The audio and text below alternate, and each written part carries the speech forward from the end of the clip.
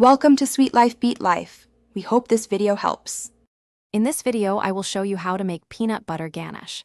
To begin, gather your essential ingredients: 170 grams of good quality chocolate, 120 grams of rich heavy cream, and 60 grams of smooth peanut butter. Using high-quality chocolate is key for a luxurious texture and deep flavor. Make sure your peanut butter is unsweetened and creamy, as this will ensure the best consistency and taste for your delicious ganache. Let's get started.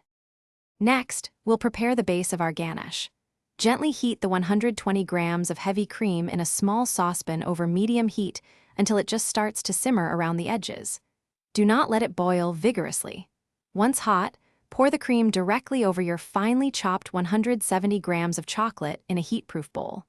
Let this mixture sit undisturbed for about 5 minutes. This allows the residual heat to melt the chocolate perfectly before stirring. Now it's time to bring it all together. After the 5 minutes, gently stir the chocolate and cream mixture, starting from the center and working your way outwards until it becomes completely smooth and emulsified.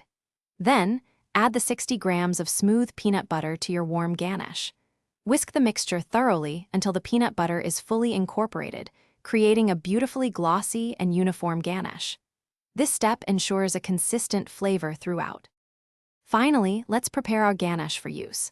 Allow the finished peanut butter ganache to cool at room temperature for at least 30 minutes. This resting period helps it thicken to a perfect consistency for pouring or spreading. For a firmer ganache, ideal for piping or truffle centers, refrigerate it for 1 to 2 hours, stirring every 20 minutes. Your versatile peanut butter ganache is now ready to elevate your cakes, cupcakes, or any dessert. Thanks for watching. Consider subscribing if we helped you.